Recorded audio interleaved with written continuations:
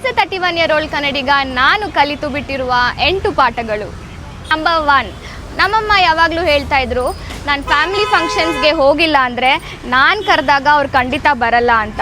ನನಗೆ guilty feel ಆಗ್ತಾಯಿತ್ತು. But ಆಮೇಲೆ ಅನ್ನಿಸ್ತು ನನಗೆ ಯಾರು ಪ್ರಾಮುಖ್ಯತೆ ಕೊಡ್ತಾರೋ ಅವ್ರಿಗೆ ಮಾತ್ರ ಸ್ಪಂದಿಸಬೇಕು ಅಂತ. ನಂಬರ್ 2, ಗುಡ್ ವೈಫ್ ಅಂದರೆ ಟೈಮ್ ಟು ಟೈಮ್ ಅಡುಗೆ ಮಾಡಿ, ಕ್ಲೀನ್ ಮಾಡಿ, ಹಸ್ಬೆಂಡ್ ತಟ್ಟೆನೂ ತೊಳೆದು ಮಲ್ಗೋದಲ್ಲ, ಕಷ್ಟ ಸುಖದಲ್ಲಿ ಸಹಭಾಗಿಯಾಗಿ ಸಹನೆಯಿಂದ ನಗ್ನಗ್ತಾ ಇರೋದು. ನಂಬರ್ 3, ನನಗೆ ಹೇಳ್ತಾ ಇದ್ರು ಪವರ್ಫುಲ್ ಆ್ಯಂಡ್ ರಿಚ್ ಪೀಪಲ್ ದೇವ್ರ ಥರ ಅಂತ. ಅವಾಗ ನಂಬಿದ್ದೆ. ಆಮೇಲೆ ಗೊತ್ತಾಯಿತು ಮನಿ ಕೆನಾಟ್ ಬೈ ಕ್ಯಾರೆಕ್ಟರ್ ಅಥವಾ ಪ್ರಾಮಾಣಿಕತೆ.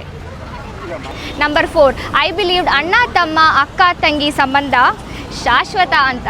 ಆದರೆ ಇಲ್ಲಿ ಯಾರಿಗೂ ಯಾರು ಅನಿವಾರ್ಯ ಅಲ್ಲ. ಆಮೇಲೆ ಈ ಸಲಹೆ ನನಗೆ ಯಾರೂ ಕೊಟ್ಟಿರಲಿಲ್ಲ. ನಂಬರ್ 5, ನನಗನ್ಸಿದ್ದನ್ನು ನೇರವಾಗಿ ಹೇಳಿದ್ರೆ ಹುಡುಗಿ ಜೋರಿದ್ದಾಳಪ್ಪ, ಆ್ಯಟಿಟ್ಯೂಡ್ ಇದೆ ಅಂತ ಅಂದ್ಕೊಳ್ತಾರೆ ಅಂತ ನಾನು ಜನ ಮೆಚ್ಚೋ ಥರ ಇರ್ತಾಯಿದ್ದೆ. ಆದರೆ ಬೇರೆಯವ್ರನ್ನ ಮೆಚ್ಚಿಸ್ಕೊಂಡೇ ಜೀವನ ಮಾಡೋಕ್ಕೆ ಆಗುತ್ತಾ?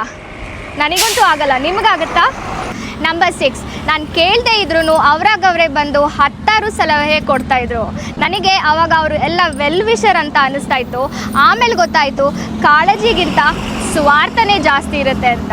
ಟೆಸ್ಟ್ ಮಾಡಬೇಕು ಅಂದರೆ ನೀವು ಅವ್ರ ಹತ್ರ 1000 ರೂಪಾಯಿ ಕೇಳಿ ನೋಡಿ, ಅವ್ರು ಯಾವ ಥರ ಜಾಗ ಖಾಲಿ ಮಾಡ್ತಾರೆ ಅಂತ ನೀವೇ ನೋಡಿ.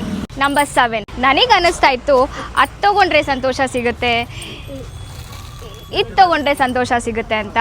ಆದರೆ ಇದು ಎಲ್ಲದನ್ನು ವಸ್ತು ವ್ಯಾಮೋಹ ಮಾತ್ರ. ಸಂತೋಷವಂತೂ ನನ್ನೊಳಗೇ ನಾನು ಹುಡ್ಕೋಬೇಕು. ನಂಬರ್ 8, ಹುಡುಗಿ ತೆಳ್ಳಗಿದ್ರೇನು, ದಪ್ಪಗಿದ್ರೇನು, ಬೆಳ್ಳಗಿದ್ರೇನು, ಕಪ್ಪಗಿದ್ರೇನು, ಆರೋಗ್ಯವಂತೆ, ಶೀಲವಂತೆ, ಗುಣವಂತೆ, ಓ ವೇಟ್, ಹೃದಯವಂತೆ ಆದರೆ ಸಾಕಲ್ವಾ? ನಿಮ್ಗಿನ್ನೇನಾದರೂ ಬೇಕಾ? ಯೋಚನೆ ಮಾಡಿ. ಧನ್ಯವಾದಗಳು.